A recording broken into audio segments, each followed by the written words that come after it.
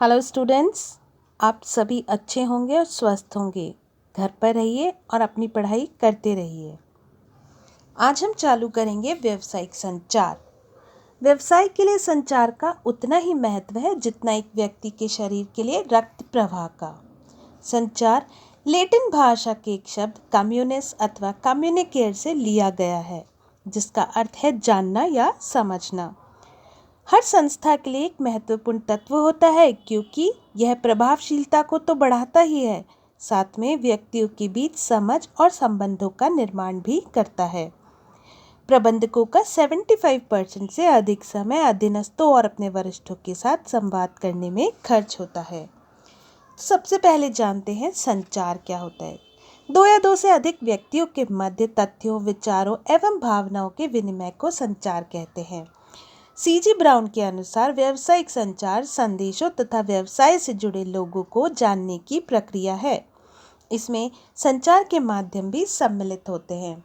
व्यावसायिक उद्देश्यों की पूर्ति के लिए होने वाले संवाद के लिए हम संचार अथवा व्यावसायिक संचार दोनों ही नामों का प्रयोग कर सकते हैं। व्यावसायिक संचार भी संचार का ही भाग है, जो व्यावसायिक क्रियाओं से संबंधित है तथा व्यवसाय को गतिशील बनाता है। व्यावसायिक संचार की विशेषताएं, प्रकृति और लक्षण पर चर्चा करते हैं। यह सतत और व्यवस्थित प्रक्रिया है, अर्थात यह निरंतर रूप से एवं वैज्ञानिक ढंग से संस्था में किया जाता है और यह लगातार चलता है। यह मानव से संबंधित है, क्योंकि सूचनाओं का आदान प्रदान मानवीय समूह के बीच किया जाता है। इसमें दो पक्षकार होते हैं, एक सूचना देने वाला और एक प्राप्त करने वाला। संचार में संवादों का प्रयोग होता है, जिसमें तथ्यों, विचारों, भावनाओं, परामर्श आदि को शामिल किया गया है। संचार में प्रयोग में आने वाले साधन होते हैं मौखिक, लिखित, सांकेतिक और दृश्य श्रव्य। व्यावसायिक संचार की जो प्रक्रिया है वह उद्देश्यों से प्रेरित होती है, अतः संचार की सफलता उद्देश्य पूर्ति पर निर्भर होती है। यह प्रबंधकीय क्रियाओं का आधार होता है।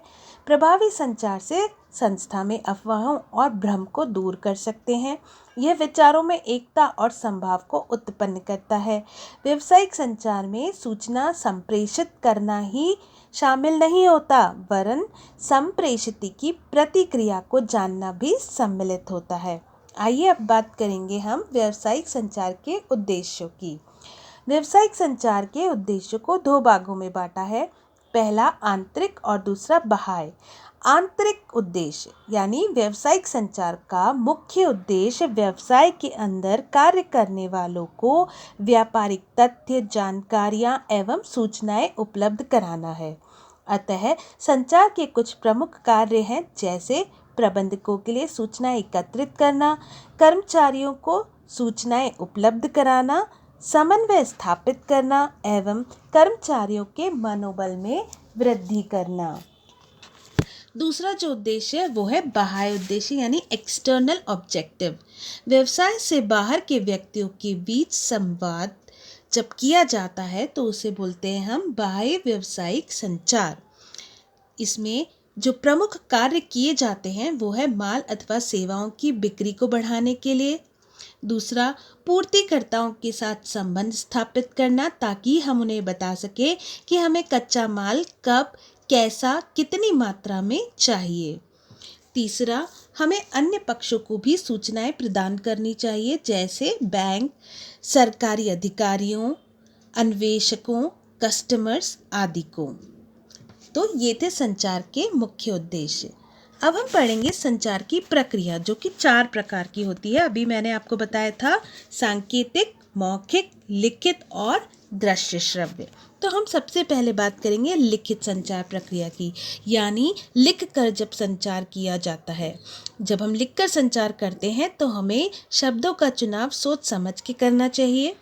इस संचार को हम औपचारिक संचार भी बोलते हैं, अतः यह औपचारिक तरीका है संचार करने का। इसमें स्थायी आदेश, नीति, दस्तावेज, आदेश, निर्देश, नोट्स, मेमो, औपचारिक पत्रों, समाचार पत्रों को शामिल किया गया है, ताकि एक स्थायी प्रकृति की जानकारी देने के लिए हमें सही माध्यम का तरीका, मतलब यह सही तरीका कहा जाता है। इनफैक्ट एक स्थायी प्रकृति की जानकारी जब भी हमें देनी है तो हम उसे लिखित में देंगे। इसके कई लाभ होते हैं, जैसे लिखित प्रमाण होता है, सही संदेश पहुंच जाता है, दोनों पक्षों का होना ज़रूरी नहीं होता है, सभी आवश्यक बातें हम लिख सकते हैं, यह कम खर्चीला होता है और कई लोग एक साथ इस सूचना को प्राप्त कर सकते हैं। इसके कई दोष भी होते हैं, जैसे समय का अपव्यय होता है, लागत अधिक लगती है, गोपनीयता नहीं रहती है और आपातकालीन परिस्थितियों के लिए ये बिल्कुल भी सही तरीका नहीं माना जाता है। दूसरी जो संचार प्रक्रिया है वो है मौखिक संचार प्रक्रिया, यानी शब्दों के साथ साथ हम शारीरिक भाषा का भी प्रयोग करते हैं। यह द्विमार्गीय होता है, प्रत्यक्ष और अप्रत्यक्ष वार्तालाप। जैसे यदि हम किसी से फ़ोन पे बात कर रहे हैं तो वो अप्रत्यक्ष है, लेकिन हम एक दूसरे से आमने सामने बैठ के बात कर रहे हैं तो उसे प्रत्यक्ष वार्तालाप कहेंगे। यह लघु होती है और प्रभावी होती है, इसे संचार का सबसे अच्छा तरीका माना जाता है और बेहतर संबंध बनाने में इसका बहुत ही इम्पॉर्टेंट रोल होता है। इसके जो साधन होते हैं उसमें आता है radio, television, interview, mobile, training, विचार विमर्श, सभाएं, भाषण आदि। इसके जो महत्व है वो है नेतृत्व शैली को बढ़ावा मिलता है, भागीदारी बढ़ती है, अच्छे वातावरण का निर्माण होता है, समूह भावना विकसित होती है कर्मचारियों में और सलाह करने में मदद मिलती है। इसके जो लाभ हैं वो है समय की बचत होती है, धन की बचत होती है, ये एक अधिक प्रभावपूर्ण तरीका है संचार का और हमें सहयोग प्राप्ति हो जाती है यदि हम मौखिक संचार का प्रयोग करते हैं। परंतु इसकी हानियां भी हैं, जैसे दोनों पक्षों का होना ज़रूरी होता है, कोई भी प्रूफ हमें रिटन में अवेलेबल नहीं होता है, यानी रिकॉर्ड्स की कमी होती है, रिसीवर संदेश की गलत व्याख्या कर सकता है और अपने तरीके से उसको अर्थ दे सकता है और लंबे संदेशों के लिए ये उपयुक्त नहीं है। हमने एक शब्द यहाँ लिखा है ग्रेप वाइन, इस पे क्वेश्चन बनता है ग्रेप वाइन न्यूनतम समय में जब हमें अधिकतम संख्या में कर्मचारियों को सूचनाएं प्रसारित करनी होती है तो हम ग्रेप वाइन कम्युनिकेशन को यूज़ करते हैं। ये एक अनौपचारिक तरीका है ये, क्योंकि इसमें संदेश जो है एक जंगली आग की तरह यात्रा करता है। तीसरा जो हमारी प्रक्रिया है वो है सांकेतिक संचार प्रक्रिया। इसमें संकेत और इशारों का प्रयोग होता है, जैसे हाव भाव, चेहरे के भाव, बॉडी लैंग्वेज, कंधों को हिलाना, उदासीनता, आंखों की पलक झपकाना आदि। परंतु सांकेतिक संचार के बहुत ही मुख्य कार्य होते हैं, क्योंकि यह मौखिक संचार संदेश को तो पूरा करता ही है, साथ में सुनने वाले को सूचना प्रदान करता है और कार्यों को सरल करता है, हमें हमारी भावनाओं को व्यक्त करने में मदद करता है और संदेश के प्रवाह को भी नियंत्रित करता है। इसके लाभ हैं, यह विश्वास योग्य होता है, यह शीघ्र हो जाता है, मितव्ययी तरीका है और सही समझ उत्पन्न करता है। परंतु इसके दोष भी हैं, जैसे गोपनीयता में कमी नहीं, क्योंकि हम सामने वाले के अगर एक्सप्रेशंस देख सकते हैं तो हमसे वो छुपा नहीं पाएगा, क्योंकि वो हमारे सामने है। गलत अर्थ निकाला जा सकता है, आमने सामने होना ज़रूरी है, सूचनाओं को एकत्रित नहीं कर सकते हैं और लिखित प्रमाण तो बिल्कुल नहीं होता है। संचार प्रक्रिया जो है, जो सांकेतिक संचार प्रक्रिया है, यानी जिसके अंदर बॉडी लैंग्वेज का भी यूज़ होता है, इस बॉडी लैंग्वेज को हम बोलते हैं काइनेसिस। आगे मैं इस पर पूरी एक वीडियो बनाऊंगी, क्योंकि हमारा पूरा एक चैप्टर है काइनेसिस पे और कॉम्पिटिटिव एग्जाम्स के अंदर भी इसके ऊपर प्रश्न पूछे जाते हैं। चौथा जो हमारा तरीका है वो है दृश्य श्रव्य संचार प्रक्रिया।